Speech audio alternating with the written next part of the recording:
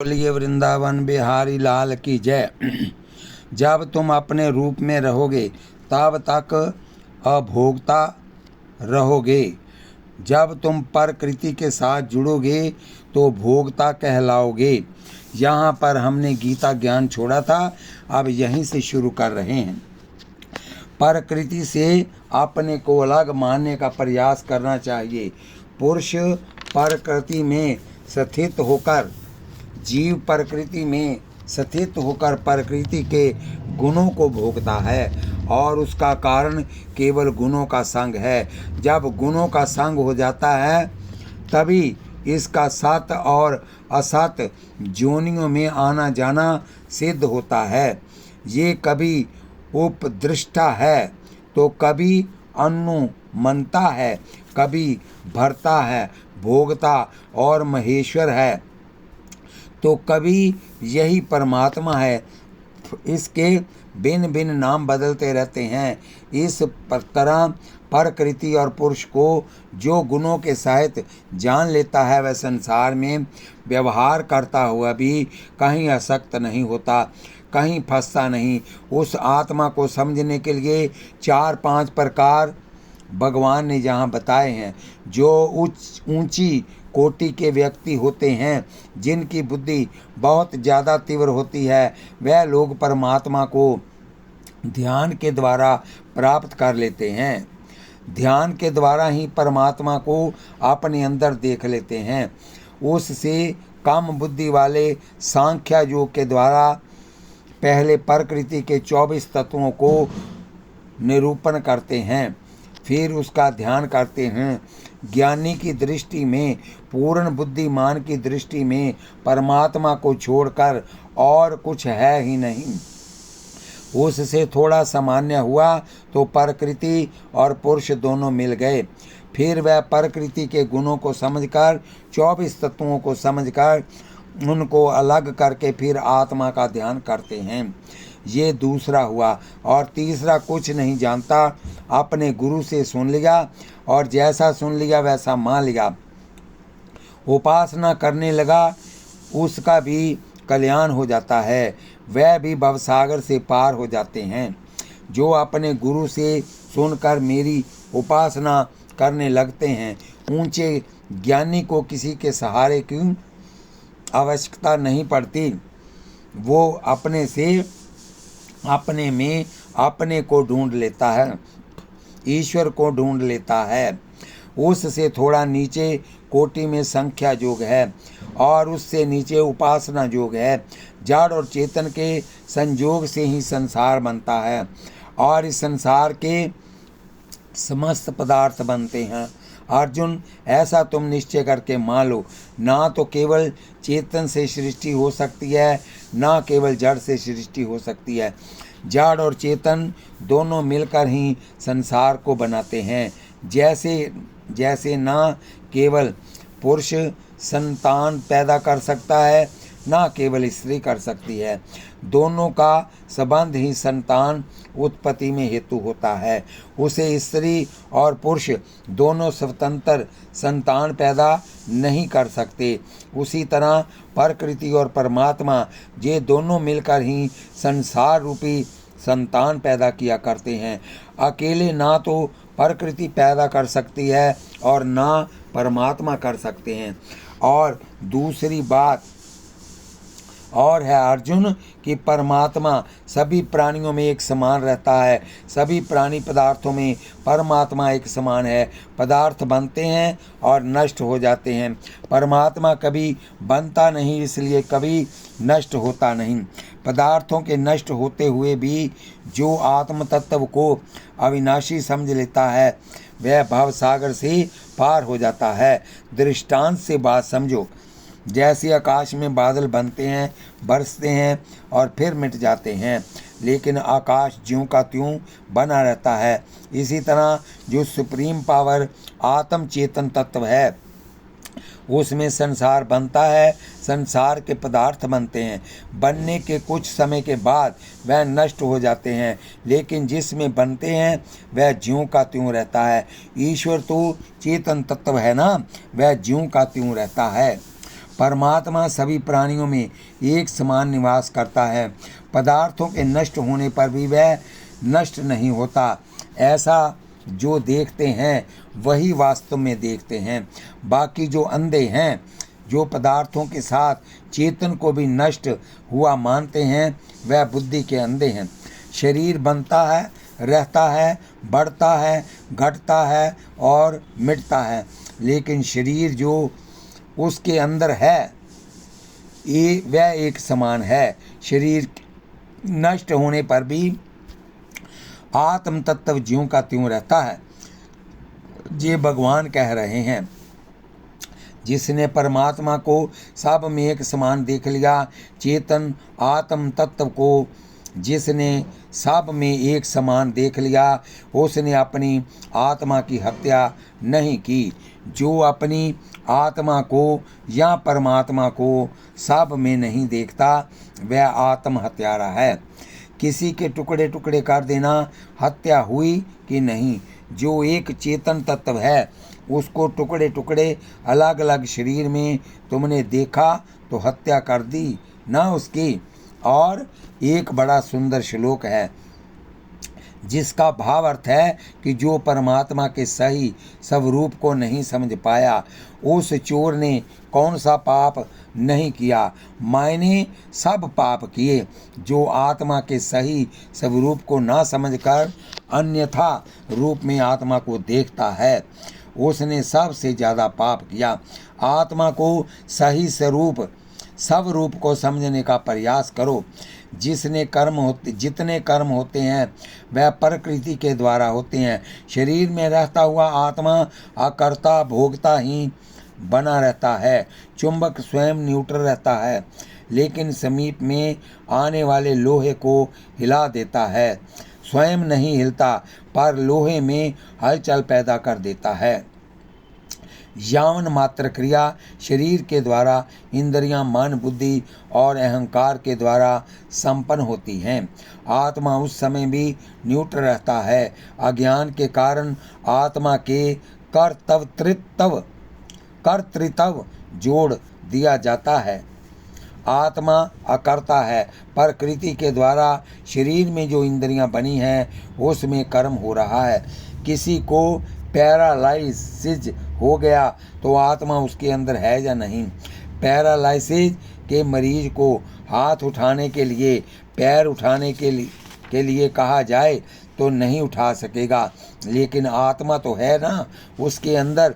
उसको कहा जाए कि बंदूक उठाओ, गोली चलाओ, पर वह नहीं चला सकता, लेकिन आत्मा तो उसके अंदर है ना। बोले आत्मा तो कुछ करती ही नहीं, करने वाली इंद्रियां निष्क्रिय हो गई।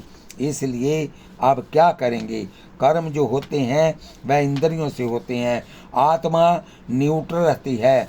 जरा ध्यान से समझने की कोशिश करो। देखो, आँख रूप देखती है। सूरज का प्रकाश पाकर नेत्र रूप देखते हैं। आपने किसी को गलत दृष्टि से देखा, कब देखा? जब सूर्य का प्रकाश नेत्रों से टकराया। जब आपने देखा और अपने गलत दृष्टि से देखा। पाप आँख वाले को लगेगा कि दिखाने वाले सूर्य को लगेगा? आप कहेंगे कि आँख वाले को पाप लगेगा और सूर्य प्रकाश नहीं देते तो कैसे देखता? तो पाप सूर्य को लगना चाहिए ना। सब कह रहे हो नहीं जी, नहीं जी, क्यों नहीं जी? बोले सूर्य ये थोड़े ही कहता है कि गलत दृष्टि से देखो। सूर्य का काम है नेत्र को देखने की शक्ति देना। उसके बाद देखने वाला जैसा देखेगा वैसा फल भोगेगा। सूर्य तो न्यूट्रल रहता है। आत्मा भी सूरज की तरह है, वह इंद्रियों को संचालित कर देती है। अब इंद्रियां सही चलें गलत चलें, आत्मा का उसमें कोई संबंध नहीं होगा। वह सूर्य की तरह है, न्यूट्रल रहता है। ये उपनिषद का वचन है। यद्यपि सूर्य के प्रकाश के बिना नेत्र कुछ नहीं देख सकते, लेकिन नेत्र जो गलत देखते हैं उसका दोष सूर्य को नहीं लगता, देखने वाले को लगता है। उसी तरह आत्मा के द्वारा मन, बुद्धि, इंद्रियां सक्रिय होती हैं, पर इनके द्वारा जो हो रहा है उसका आत्मा पर कोई प्रभाव नहीं होता। और फिर ये कैसे बान हो गया कि मैंने ऐसा किया? अज्ञान उसमें हेतु है। आत्मा के स्वरूप का ठीक ज्ञान न होना ही अज्ञान है। और उस समय आप आत्मा और शरीर को एक मानते हैं। जब शरीर और आत्मा को एक मान लेते हो तो आप कर्ता बन जाते हो, क्योंकि जो कर्ता होगा वह भोगता जरूर होगा। आप कहते हो बेटा मेरा है, और जब वह मरेगा तो कौन रोएगा? जिसने बेटा अपना माना। तुम जब कर्ता बने कि बेटा मैंने पैदा किया, तो उसके वियोग का दुख उसे ही भोगना पड़ेगा जिसने कहा कि बेटा मैंने पैदा किया। और जिसने ये मान लिया कि ईश्वर की वस्तु है, ईश्वर ने और प्रकृति ने पैदा कर दिया, हम तो न्यूट्रल आत्म तत्व शुद्ध बुद्ध हैं, बेटा चला भी गया तो दुख किस बात का। जो कर्ता नहीं बनेगा वह भोगता नहीं बनेगा, जो कर्ता बनेगा उसे भोगना जरूर पड़ेगा। इसलिए भगवान कृष्ण कहते हैं कि कर्तव्य के अभिमान से ऊपर उठो, क्योंकि कर्म सारे प्रकृति के द्वारा होते हैं।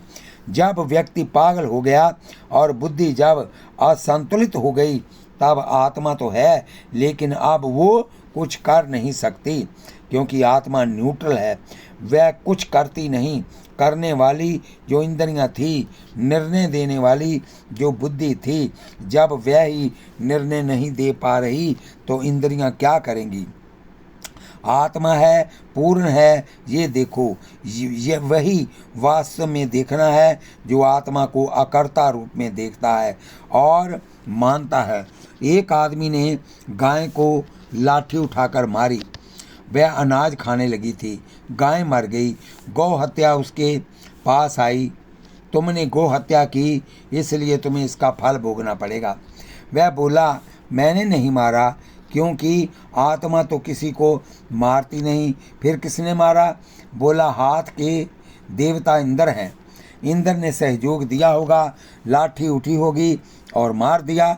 गौ हत्या इंद्र के पास गई, बोली अमुक व्यक्ति के हाथों तुमने गौ हत्या की है, क्योंकि हाथों के देवता इंद्र होते हैं, पैरों के देवता विष्णु होते हैं, इसलिए लोग पैरों को मत्था टेकते हैं। माया ने भगवान को प्रणाम करते हैं, मायने भगवान को प्रणाम करते हैं। इंद्र बोले चलो चलते हैं, अगर वह हमें निमित्त मानता है तो भोगना पड़ेगा। पर जरा परीक्षा ले लें। वेश बदल कर पहुँचे। उस व्यक्ति ने एक बहुत अच्छा बगीचा भी लगाया था। वाह क्या बात है भाई, लगाने वाले ने कितना सुंदर बाग लगाया है, कितने सुंदर पेड़ हैं, कितने सुंदर पुष्प हैं। अरे भाई कौन है वह बाग लगाने वाला? आगे आ गया। अरे ये पेड़ कहाँ से लाए? ये तो बहुत सुंदर पेड़ है। बोला अजी इसको लाने में तो बहुत परिश्रम करना पड़ा, अमुक शहर से लाया, फिर इतना गड्ढा खोदा, फिर इतनी खाद डाली, फिर पानी उसे दिया, तब जाकर बड़ी मुश्किल से इसे तैयार किया। ऐसे बारी बारी से सारे बाग के पेड़ों के बारे में पूछा तो उसने बता दिया, जहाँ से लाया वहाँ से लाया, ये लगाया, ये किया। इंद्र अपने रूप में प्रकट हो गए। बोले बुद्धूनाथ, गाय मारी तो इंद्र ने हाथ से मारी, इंद्र ने हाथ से मारी। पेड़ लगाया तो मैंने लगाया। जब मैं लेकर आया हूँ तो गौ हत्या का पाप भी तुझे भोगना पड़ेगा। हमसे पाप हो जाए तो हम कह दें आत्मा हमारी न्यूट्रल है, हमसे पुण्य हो जाए तो मैंने किया, फिर पाप का फल भोगना ही पड़ेगा। जो अच्छा किया इंसान कहता मैंने किया, जो बुरा हो जाए तो वो भगवान पर छोड़ देता है। इतने हम बुद्धू हैं। जीव के अंदर ये कमजोरी है कि वह सफल होता है तो मैंने किया, विफल होता है तो ईश्वर ने किया, गलत काम किया तो ईश्वर ने करा दिया, बढ़िया किया तो मैंने किया। आप लोग पढ़े लिखे हो, गीता के श्लोक बहुत सरल संस्कृत में हैं। ये जो अलग अलग प्राणी दिखते हैं इनको उनको एक में देख, उस एक का ही ये सारा पसारा है। उसी समय ब्रह्मा को प्राप्त कर लोगे। जिस दिन ये जीव अनेक में एक को देख लेगा और मान लेगा कि एक का ही ये सारा पसारा है, उसी समय जीव ब्रह्मा को प्राप्त हो सकता है, एक रूप हो जाता है। ये शरीर में जो जीव है वह असली रूप क्या है? बोले वह परमात्मा ही तो है। अनादि और निर्गुण होने के नाते परमात्मा ही है। उसमें ये अव्यय क्षय से रहित है। ये शरीर में रहता हुआ भी कौनतय ना कुछ करता है ना लिप्त होता है। बोलिए वृंदावन बिहारी लाल की जय। भागवत में भी ऐसा लिखा है, प्रकृति में रहता हुआ भी जो प्रकृति के धर्मों से लिप्त नहीं होता, कैसे? जैसे सूर्य का प्रतिबिंब जल में पड़ता है लेकिन वह गीला नहीं होता। जल हिलाओ तो हिलता सा दिखता है लेकिन वह हिलता नहीं। इसी तरह प्रकृति की हलचल में आत्मा की हलचल सी नजर आती है, लेकिन आत्मा हमेशा न्यूट्रल ही रहा करती है। आत्मा ना तो कर्म करती है और ना लिपायमान होती है। जब शरीर में आत्मा है तो शरीर के धर्मों में फंसती क्यों नहीं? भगवान कहते हैं, अर्जुन आकाश सब जगह है या नहीं? आकाश व्यापक है, सब जगह है। सारी क्रियाएं आकाश में ही हो रही हैं। आग जलती है तो आकाश में ही। क्या आग से आकाश जलता है?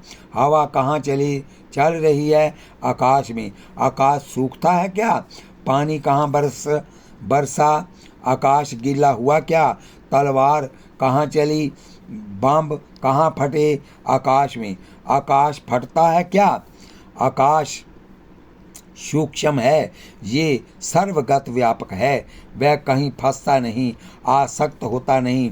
इसी तरह आत्मा भी व्यापक है, उसी के अंदर सारी क्रियाएं हो रही हैं, लेकिन वह किसी में भी आसक्त नहीं होता। आत्मा एक ही होकर के सबको चेतना कैसे दे रहा है? बोले जैसे एक ही सूर्य सबकी आंखों को ज्योति दे रहा है। सूर्य एक है और नेत्र अनेक हैं। मनुष्य के, पशुओं के, पंछियों के नेत्र तो सबके हैं ना, और सबको ज्योति देने वाला कौन है? सूर्य। जैसे एक सूर्य सबके नेत्रों को देखने की शक्ति देता है, इसी तरह एक ही परमात्मा सबके अंदर जीव बनकर सारे शरीरों को चेतना, हलचल और क्रिया देता है। देखो पारत, जिसको अभी तक ज्ञान दृष्टि नहीं मिली वह अध्याय उनकी समझ में नहीं आएगा। पढ़ लोगे, सुन लोगे, लेकिन समझ में नहीं आएगा। इनको समझने के लिए ज्ञान चक्षु चाहिए। जैसे विराट रूप देखने के लिए भगवान ने दिव्य दृष्टि दी थी, इसी तरह गुरु कृपा से, शास्त्र कृपा से जब तुम्हारे ज्ञान नेत्र खुल जाएंगे तो ये बात बिल्कुल साफ साफ दिखाई देने लगेगी कि आत्मा शरीर से अलग है, भिन्न है, न्यूट्रल है। श्लोक देख लो आप। क्षेत्र और क्षेत्रज्ञ का जो अंतर है, जो विभाग है, वह कब समझ आएगा? ज्ञान चक्षुषा तुम्हारी ज्ञान दृष्टि खुल जाएगी। अभी तुम्हारी ज्ञान दृष्टि बंद है, इसलिए वह बात सुनकर भी तुम्हारी समझ में नहीं आएगी। भगवान कृष्ण कहते हैं कि समझ में ना आए तो आश्चर्य न करना, समझ में आ जाए तो आश्चर्य कर लेना, क्योंकि इस माया में ना समझने से ही तो संसार भटक रहा है, चल रहा है। जिसकी समझ में आ गया वह माया से छूट गया। विद्या ने जैसा ही अविद्या को नष्ट किया, बस तुम्हारा आवागमन छूट गया। इसको समझ लेना आश्चर्य है, ना समझ लेना आश्चर्य नहीं। तुम कहोगे बड़ा आश्चर्य है, गुरुजी ने तो बहुत सुंदर व्याख्या की, लेकिन हमारी समझ में कुछ नहीं आया। लेकिन ये बड़ा आश्चर्य नहीं, छोटा आश्चर्य है। हाँ, गुरुजी ने 13वें अध्याय की व्याख्या की और हमें आत्मा का पूर्ण बोध हो गया, तो ये आश्चर्य की बात है। ज्ञान दृष्टि से जिसने क्षेत्र और क्षेत्रज्ञ के विभाग को समझ लिया, उसको मुक्ति मिल गई और उसको परमात्मा मिल गया, उसको शांति मिल गई, उसका जीवन सफल हो गया। आप भगवान ने कह दिया कि प्रकृति के गुणों से ये जीव बंधा हुआ है, चिदाभास। अब अर्जुन का प्रश्न है कि वह गुण क्या है। अर्जुन से भगवान गुणों की व्याख्या 14वें अध्याय में करते हैं। आप ध्यान से सुने। बोलिए वृंदावन बिहारी लाल की जय, बोलिए लाडली लाल की जय। शिव पुराण में एक बात लिखी है कि काशी में मरो तो मुक्ति हो जाती है, लेकिन काशी में ना रह सको, ना मर सको और मुक्ति चाहिए, तब कैसे होगी। तो जो काशी वास करना चाहते हैं उनके खाने पीने की व्यवस्था करो। जब वह मरकर मुक्त होगा तो आप अपने घर में बैठकर मुक्त हो जाओगे। गंगा तट पर बनाए आपके कमरे में, आपकी दी हुई भूमि में, आपके बनाए हुए हाल में दूसरे भजन करेंगे तो उसका फल भी तुम्हें मिलेगा। जगन्नाथपुरी में एक संत थे, बड़े फक्कड़ संत, मस्त रहते थे। एक साध गृहस्थ उनके संपर्क में आकर भावुक हो गया, वह भी पागल हो गया, काम धाम छोड़कर भजन में लग गया। पत्नी नास्तिक ढंग की थी, वह कुड़कुड़ाती रहती थी, इस मुए ने मेरे पति को बर्बाद कर दिया। अरे उसने तो अपना घर उजाड़ा ही हमारा भी उजाड़ रहा है। पति को उसने अपने जैसा बना लिया, सब काम धाम छोड़ बैठा। जब पति घर में आए खूब गालियां सुनाए, प्रार्थना की, स्वामी जी जैसे आपने मुझ पर कृपा की उस पर भी कर दो। वह भी थोड़ा भजन करने लगे। स्वामी जी बोले, भाई समय आएगा तो सब ठीक हो जाएगा। समय से पहले भाग्य से अधिक ना किसी को मिला है और ना किसी को मिलेगा। कुछ समय बीत गया, संत ने भिक्षा मांगने आवाज़ लगाई। संत ने भिक्षा मांगने के लिए आवाज़ लगाई, भिक्षान दे। मुड़कर देखा, ये वही है जिसने मेरा घर उजाड़ा है, मेरे पति को बर्बाद किया और अब मेरे घर मांगने आया है। पोछा उठाया और मारा संत को, भाग यहाँ से। संत गीता पढ़े हुए थे, उसके लिए मान और अपमान एक समान होता है।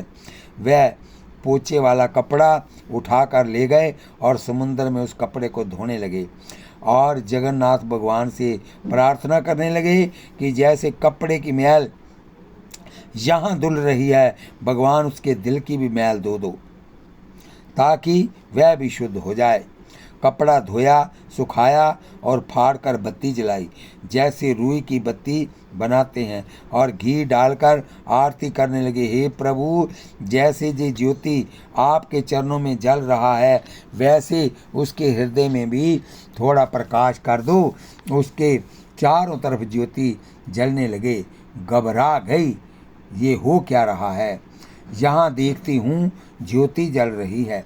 पति को सुनाया कि आज बाहर ज्योतियाँ दिख रही हैं। पति ने पूछा कि आज कोई दान किया होगा, कोई यज्ञ पाठ पूजा किया होगा।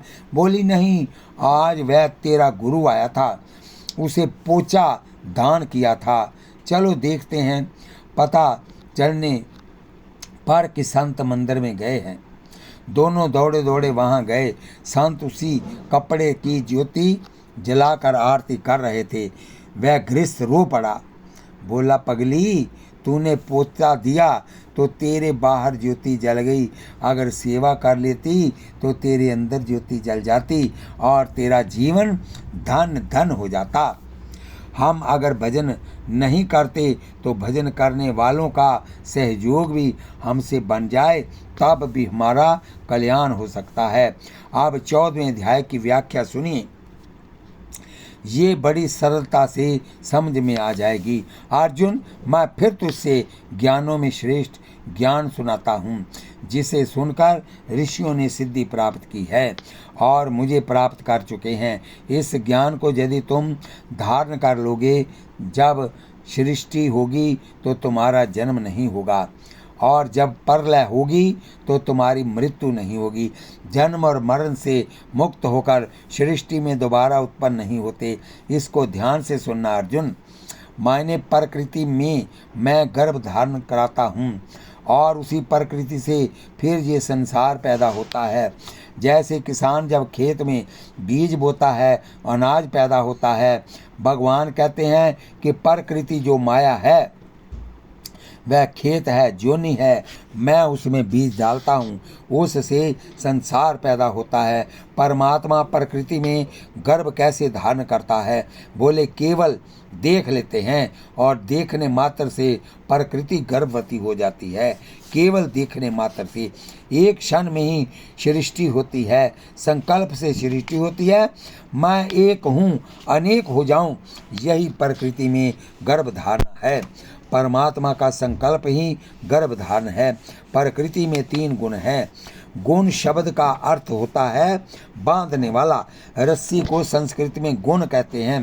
प्रकृति में जब सृष्टि प्रारंभ हुई, ईश्वर एक है, वह अनेक बन गया। लोग कहेंगे कि एक अनेक कैसे बन गया? क्या एक पिता के अनेक बेटे नहीं होते? खेत में बीज डालो तो वो एक दाने से 100 दाने नहीं निकल आते, और 100 को फिर बो दो तो कितने हो जाएंगे? उसको फिर बो दो तो कितने हो जाएंगे?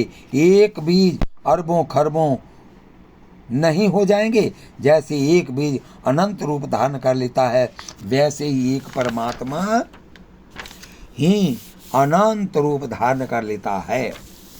प्रकृति में पहले 3 गुण पैदा होते हैं। जब परमात्मा ने प्रकृति में गर्भ धारण किया, मैं एक हूँ अनेक हो जाऊँ, ये संकल्प ही गर्भाधान है। उससे 3 बेटे पैदा हुए। बेटे के नाम सतोगुण, रजोगुण, तमोगुण। इन तीनों ने ही सारे संसार को बांध रखा है। इनके लक्षण क्या है? सत्व गुण का स्वरूप है निर्मल प्रकाश। वह गुणों के साथ, सुख के साथ जीव को ज्ञान के साथ बांध लेता है। और रजोगुण का क्या लक्षण है? रजोगुण में राग होता है। जैसे गोंद 2 चीज़ों को आपस में चिपका देती है, सीमेंट 2 चीज़ों को जोड़ देता है। नहीं समझे? सत्व गुण व्यक्ति को धर्म की ओर लगा देता है और रजोगुण व्यक्ति को संसार से चिपका देता है। जिस व्यक्ति में रजोगुण अधिक होते हैं, उसमें धन कमाने की, भोग भोगने की तृष्णा होगी। रजोगुण कर्म के द्वारा जीव को बांधता है। एक फैक्ट्री लग गई, आप दूसरी लगाओ, दूसरी चल गई तो तीसरी, तीसरी चल गई तो चौथी। रजोगुण तुम्हें संसार की ओर बढ़ाएगा, तृष्णा पैदा करेगा, लोभ पैदा करेगा, वासना पैदा करेगा। क्रोध भी रजोगुण से पैदा होता है। जैसे ग्रीष्म ऋतु गर्मी पैदा करती है और दिसंबर जनवरी की शीत ऋतु मौसम में ठंड पैदा करती है, उसी प्रकार जिसके अंदर सत्व गुण होगा उसका मन भजन पूजन तथा कीर्तन दान में ज़्यादा लगेगा। रजोगुणी व्यक्ति सुन भी लेगा लेकिन अंदर ठहरेगा नहीं, नोटों का हिसाब बढ़िया रखेगा, वासना उसके अंदर बहुत होगी। रजोगुणी व्यक्ति अपनी वासना को रोक नहीं पाएगा। वह परिवार से प्यार बहुत करेगा। बेटे पोतों को गोद में बिठाने से उसे बड़ा आनंद मिलता है। बेटे से ज़्यादा पोता प्यारा लगता है। हमने कभी किसी बेटे पोते को गोद में बिठाया नहीं, साथ में खिलाया नहीं। ये सामान्य बात नहीं है। ये ठाकुर ने कराया है, हमने किया नहीं। हमको लगता है कि हमारा धर्म नष्ट ना हो, कहीं इनके हाथ गंदे ना हो। मतलब कि धर्म की तरफ हमारा ऐसा ध्यान था कि ठाकुर ने इस तरह से थोड़ा बचा कर रखा। रजोगुण बांधता है, संसार में चिपकाता है। सतोगुण भगवान की तरफ ले जाता है और तमोगुण फिर आपके अंदर आलस्य बहुत होगा, प्रसाद बहुत होगा, नींद बहुत आएगी। 24 घंटे सो लोगे तब भी लगेगा कि नींद पूरी नहीं हुई। यदि आपके अंदर तमोगुण है तब तक दिन का काम 1 हफ्ते में भी पूरा नहीं कर पाओगे। कर लेंगे, बस ऐसा ही करते रहेंगे।